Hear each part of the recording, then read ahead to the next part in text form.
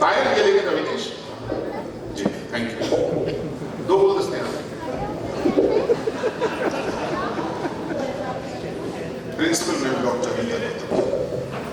आपका नाम पूछा मेरे पास आगे से, ये पता नहीं मैडम करेगा क्या.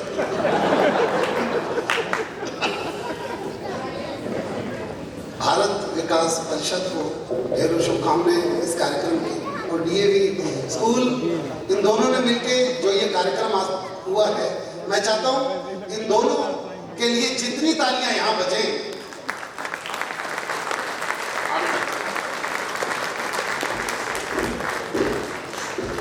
मैं नमन करता हूं. अनीता मैम, मैं बता दूं, दिनेश जी हमेशा कहते हैं विनोद मंच पे कुछ ऐसा पढ़ो कि एक जगह पे तुम रुक जाओ तो बाकी की पंक्तियां सामने बैठे हुए लोग बोले. ये दिनेश जी ने सिखाया मानो. मैं दावा करता हूं साहब, मैं एक कुछ ऐसा पढ़ूंगा आपके सामने, मैं एक जगह पे रुक जाऊंगा, उसके आगे की पंक्तियां आप सबके मुंह से निकल पाऊंगा.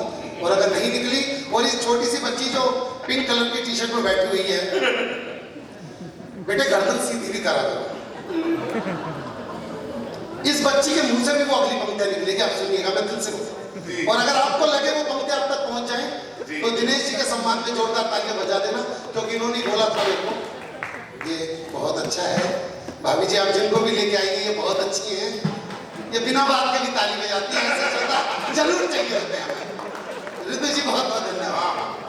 सुनिएगा साहब, मैं आपके सामने कुछ रखता हूँ कि सर्द हवा ने मुंह है फेरा, बदला सा है मौसम थोड़ा, गर्म हवा का पहला झोंका, बदल रहा है हर नजारा, चुभती जलती गर्मी, चुभती जलती गर्मी का मौसम आया, चुभती जलती घमौरियां लाया, आया मौसम ठंडे ठंडे.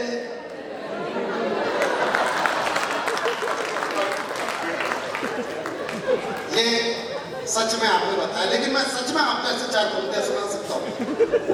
सॉरी, मैं सच में ऐसी चार पंक्तियां आपको सुना सकता हूँ कि तीन पंक्तियां मैं बोलूंगा और चौथी पंक्ति आपके मुंह से निकलेगी, और अगर चौथी पंक्ति आप तक पहुंच जाए तो भाई साहब मुझे तालियों से मुझे आदेशित कीजिएगा आगे के काव्य पाठ के लिए. और यही तालियां आपकी बताएगी मुझे कितनी देर तक आपके बीच में पढ़ना है. हाँ बेटा. कि दिल्ली की एक लड़की ने दूसरी लड़की से पूछा कि तू जिस लड़के से प्यार करती थी तुम्हें छोड़ क्यों दिया. तो लड़की ने जो जवाब दिया वो चार पंक्तियों में, तीन पंक्तियां मेरी और चौथी पंक्ति आपके मुंह से. कि दिल्ली की एक लड़की ने दूसरी लड़की से पूछा कि तू जिस लड़के से प्यार करती थी तुम्हें छोड़ क्यों दिया. तो लड़की ने जवाब दिया कि कर्जे में उसका एक एक बाल निकला, कहां का धनी था वो तो कंगाल निकला, और मैं ही थी जो मोदी की तरह गरजती रही, वो तो खांसने वाला.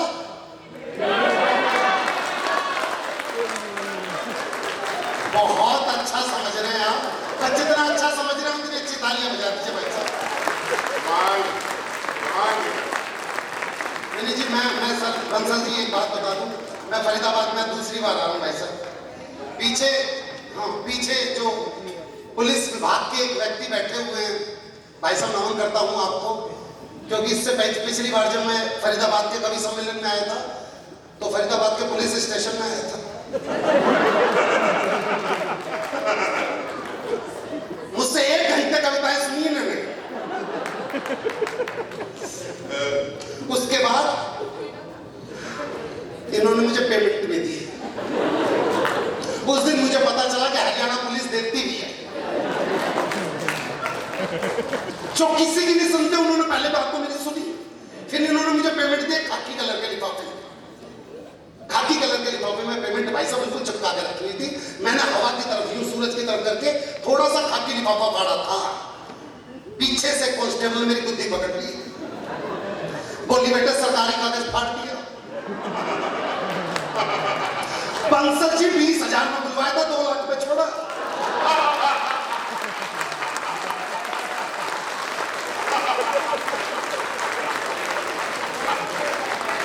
और दिक्कत यह है जिसने मेरी बुद्धि पकड़ी थी वही आए हुए हैं भाई साहब.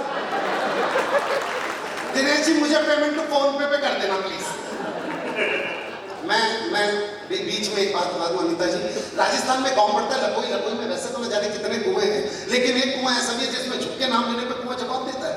ये देखने के मैं और दिनेश जी उस कुएं के पास गए, मैंने झुक के नाम लिया विनोद पाल, तो कुएं में सवाल विनोद पाल। दिनेश जी ने अपना नाम लिया दिनेश रघुवंशी, तो कुएं में सवाल दिनेश रघुवंशी। दिनेश जी ने बोला मैं अनीता गौतम जी का नाम लेना चाहता हूँ, तो हमने नाम लिया, तो कुएं में से कोई आवाज नहीं। दिनेश जी को टेंशन होगी, नहीं यार ये स्कूल की प्रिंसिपल है, उनका नाम आना चाहिए। इन्होंने दोबारा नाम लिया अनीता गौतम जी, तो फिर कुएं में से कोई आवाज नहीं। बगल में एक बाबा थे, मैंने बाबा से पूछा, मैंने बाबा कोई गलती होगी तो बताइए। मैंने अपना नाम लिया तो कोई ने जवाब दिया, दिनेश जी ने अपना नाम लिया तो कोई ने जवाब दिया। जब हमने अनीता जी का नाम लिया तो कोई ने जवाब क्यों नहीं दिया? तो बाबा बोले बेटे दुनिया में विनोद पाल का जवाब हो सकता है, दिनेश रघुवंशी का जवाब हो सकता है, अनीता मैडम जी का कोई जवाब नहीं है। बोला जवाब कमाल है मैडम। तो मैडम जैसा आपने बोलने के लिए कहा था मैंने बोल दिया।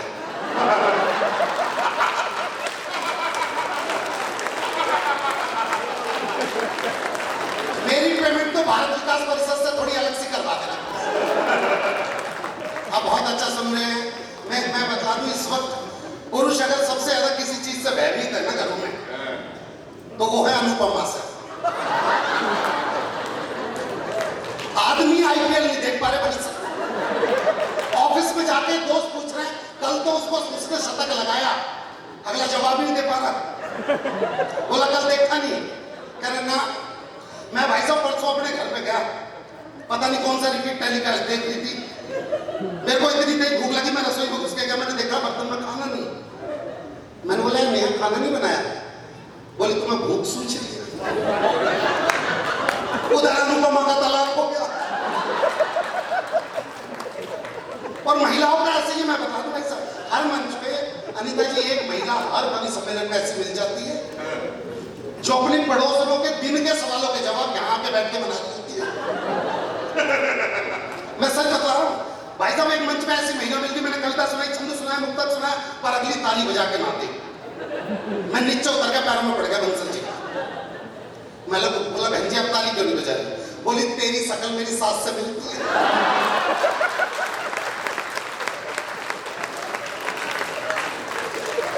और इन महिलाओं का ऐसा ही है, मैं आपको सच बात बता दूं, वो हरिद्वार की तरफ 2 बसें जा रही थी, आगे वाली बस में सारी सास, पीछे वाली बस में सारी बहुएं। सास वाली बस खाई में गिर गई, ये सारी बहुएं हंस रही हैं।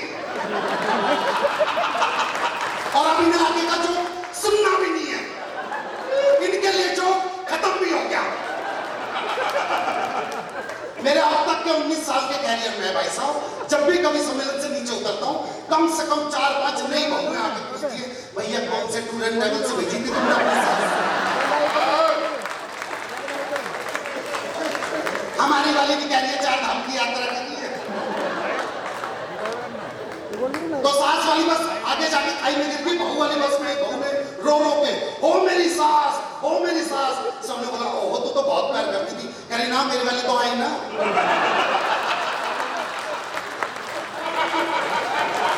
हालात यहीं से बिगड़े पड़े भाई साहब, पर तालियां आप लोग मिलकर ही बजा रहे।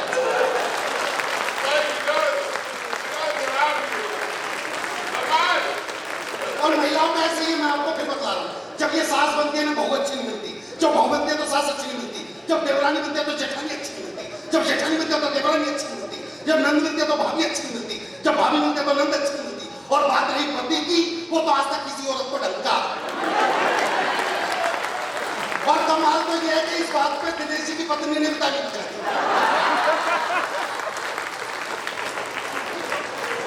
हालात देख रहे हो भाई साहब कैसे कहां से कहां तक जो भी 150 रुपए देना मुझे आके देना। अच्छा मैं बता दूं भाई साहब, इस वक्त आपने एक लड़का देखा होगा भाई साहब भारत जोड़ो यात्रा में, हालात ये है कि इस वक्त उसको घर जोड़ो यात्रा करनी चाहिए थी, पर वो भारत जोड़ो यात्रा कर। पिछले दिनों बेंगलोर में एक जगह पे उसका भाषण होना था, तो बेंगलोर में दूसरी लैंग्वेज भी चलती है भाई साहब, तो वो जनता के बीच में से स्टेज के ऊपर आ रहा था राहुल बाबा। तो इतने में से भीड़ में से बूढ़ी निकल के आई, और बूढ़ी अम्मा ने उसके सर पे हाथ रख के बोला येंडू वरके ने तुम्बा। अब अगला उत्साहित तो रहता ही, स्टेज पर आकर बस बस बस बस।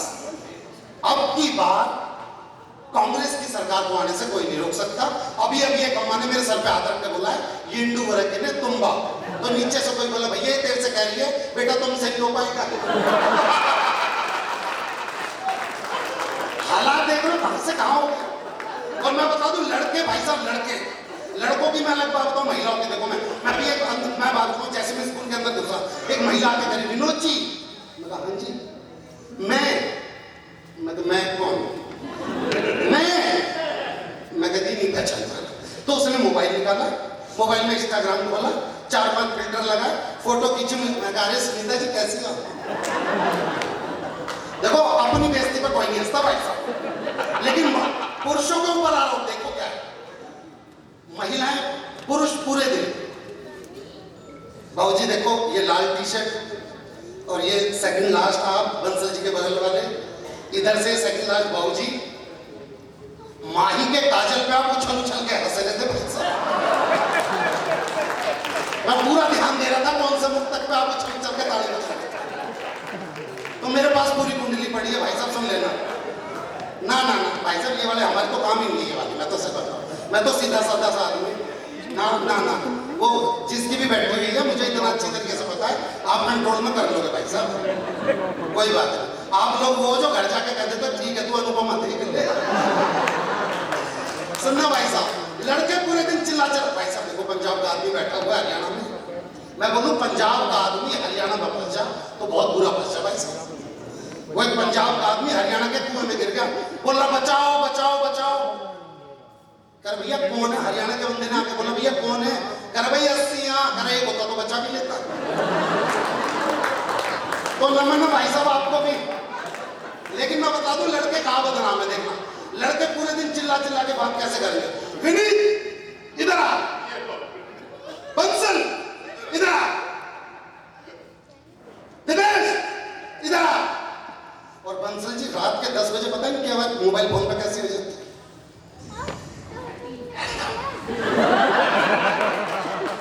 बंसल जी आप क्यों हंस गए इस बात पे? अमिताभ बच्चन इसीलिए तो फैन है आपके। अच्छा लड़की को तो नहीं पता ना कि लड़का किस टेम्परेचर मोड पे बैठा है, लड़की हाँ हेलो बोल क्या कर रही है। लड़की बोली खाना खा रही हूँ। अच्छा ये पता चल गया खाना खा रही हूँ, लेकिन फिर भी खाने में क्या खा रही है। लड़की कह रही तू ऐसे बदतमीज रही हो जिंदगी भर, ये जान के क्या कर लेगा मैं खाने में क्या खा रही हूँ, कोई जनरल नॉलेज की बात कर ले। लड़का बोला अच्छा जनरल नॉलेज की बात, so when you insure your vehicle from the company and you don't claim no whole year, so company provide 20% no claim bonus, it is included after 1 year 20%, after your 25% and the land will be 50%, it will be remain 50% till then you don't declare, you can transfer your NCD for all vehicle to new vehicle, but before you have to save vehicle, make it a liability policy। लड़की खिचड़ी खा रही हूँ आम के अचार के साथ।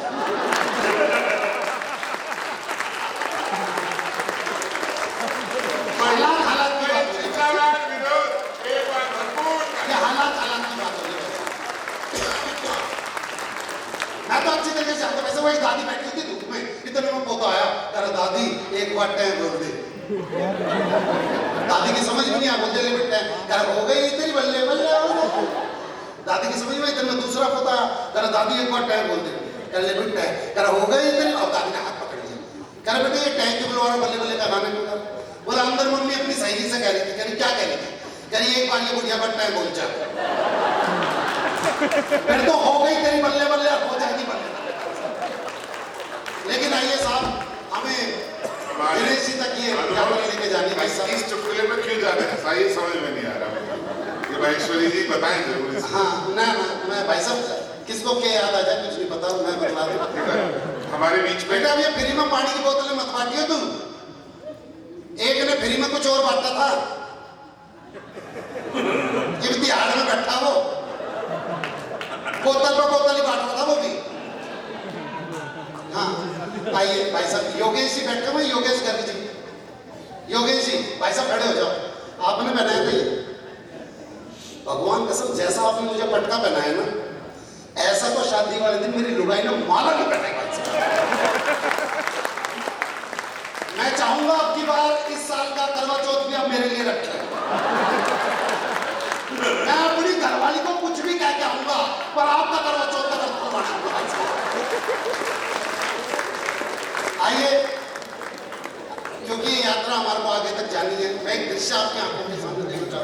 विनीत जी बैठे हुए हैं।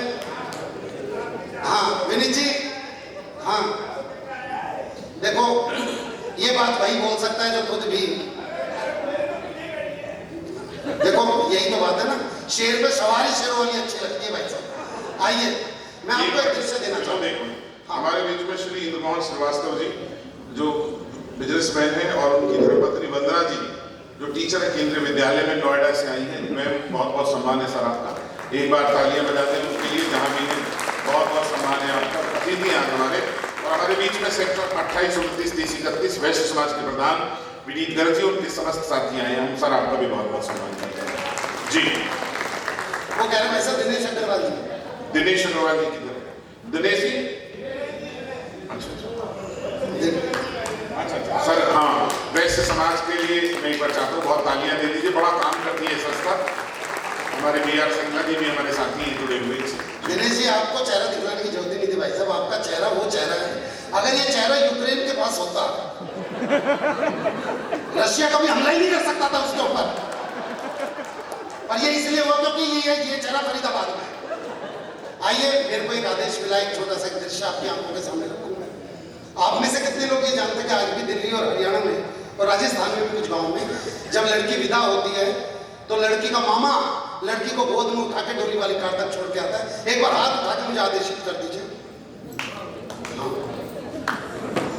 और जो लोग नहीं जानते मैं बता दूं, क्या मैं टेंशन तो हो गया, बस खत्म हो गया मैडम, ज्यादा दिन नहीं पड़ेंगे सारे, आप टेंशन मत लो बस, ठीक है तो खत्म करते हैं। नहीं यार, ये दृश्य आप सबके समझ में आ गया। हमारे यहाँ आज भी दिल्ली और हरियाणा में कुछ जगहों पर जब लड़की विदा होती है तो लड़की का मामा लड़की को गोद में उठा के डोली वाली कार तक छोड़ के आता है। अब एक दृश्य आपकी नजरों को दे रहा हूं, लड़की का वजन 150 किलो। जिसने नहीं सुना वो दोबारा से सुनो, लड़की का वजन 150 किलो। पर पहले मैं आपसे एक बात बोल दूं भाई साहब, देखिए क्योंकि इस पूरे एक्ट के बीच में मैं आपसे बोल नहीं पाऊंगा, इसलिए 4 पंक्ति आपको देता हूं कि सावन में जिस पेड़ पे घोंसला हो जाता है पतझड़ में वही पेड़ खोखला हो जाता है, और हाथ में हाथ रख के बैठने वालों आपकी तालियों से किसी का हौसला हो जाता है। वाह, बस अब दृश्य यहां से सुन लीजिए भाई साहब। बंसल जी सुनना कि लड़की का वजन 150 किलो, और दूसरा दृश्य ये कि जिस मामा को उठानी थी वो सगा मामा है ही नहीं, और जब सगा मामा नहीं होता तो गांव में से किसी को भी बोल देते भाई साहब। तो यहां पे विनीत जी खड़े थे। विनीत जी एक बार खड़े तो हो जाओ भाई साहब, एक बार खड़े हो जाओ प्लीज, और यहीं पे ही खड़े हो जाओ भाई साहब, क्योंकि यहां खड़ा किया तो बहुत दिक्कत हो जाएगी आपको, क्योंकि यहां मैं बंसल जी को खड़ा करूंगा। कमाल है। तो विनीत जी यहाँ पे खड़े थे, जिंदाबाद। तो अब गांव के लोग थे, सबने बोल दिया अरे बेटे विनीत, बेटा उठा दिए। अच्छा विनीत ने तो बचपन से उसके असर में स्टापुर खेलता है, विनीत को तो पता था वो स्टापुर पर कूदती थी, स्टापुर चकनाचूर करके रख देती थी। तो जैसे बोला बेटे विनीत उठाइए, तो विनीत एकदम मेरा तो पथरी का ऑपरेशन,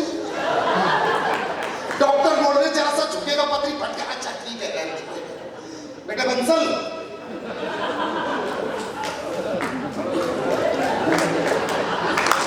बेटा उठा दी। तो बंसल जी 150 किलो के चक्कर में ये भूल गए मैं आदमी हूं औरत। जैसे बोला बेटा उठे तो मेरा तो 7वां महीना चला है तेरा। अच्छा ठीक, अब ऐसे में भाई साहब राजेश जी, देखो राजेश जी कहाँ है? राजेश जी चले गए भाई, माई जी बहुत अच्छा किया उनको भेज दिया आपने।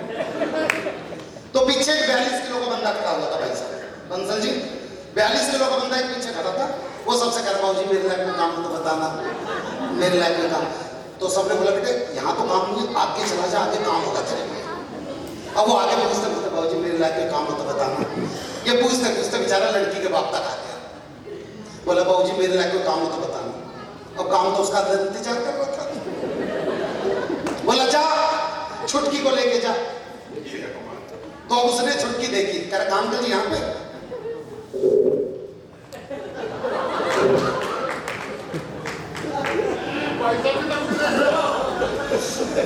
क्या करना अंकल जी? उठाना है?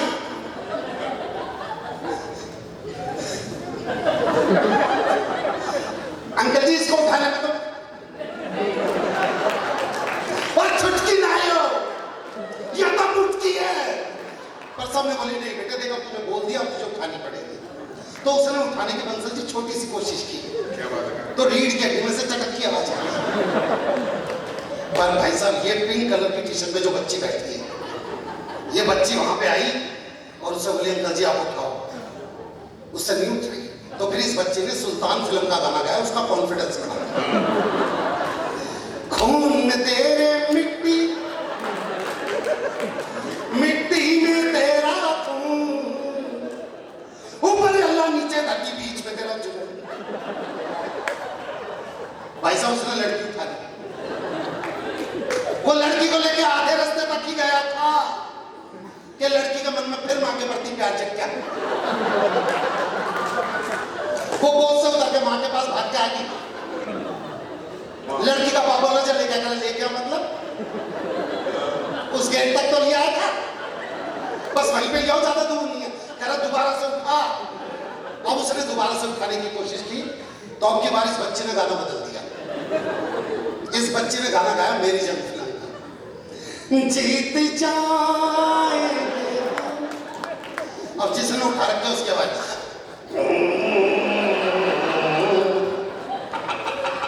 बच्चे ने फिर गाया, जीत जाएंगे हम तू अगर संग है। उसकी खुद की बात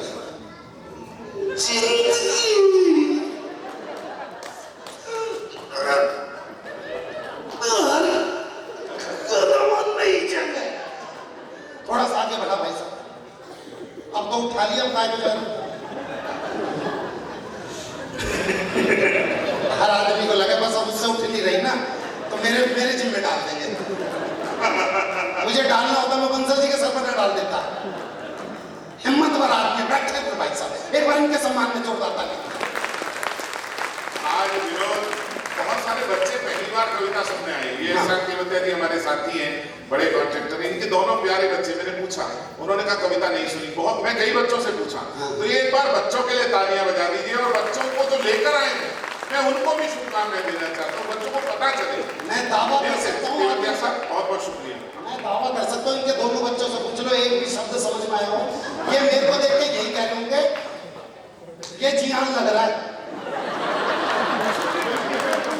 कार्टून नेटवर्क में एक जियान नाम का कैरेक्टर है मेरे जैसा। ओके, तो ये मुझे जियान ही देख रहे हैं क्या छोटा भीम का कालिया।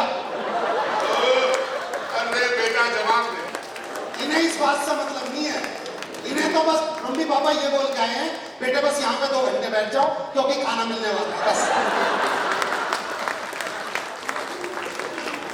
ये तो मजबूरी है हमें सुनना।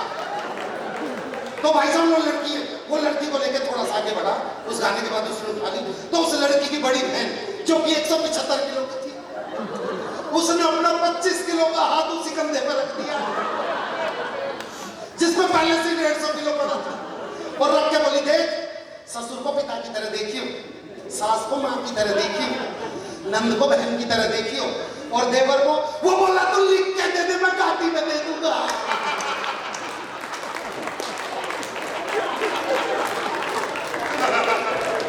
थोड़ा सा आगे बढ़ा। हाँ आ जाओ बंसल जी, आप बढ़ा दो। भाई जवाब नहीं तेरा। थोड़ा सा आगे बढ़ा, बस ये सोच लेना आप भी 150 किलो ऊपर 250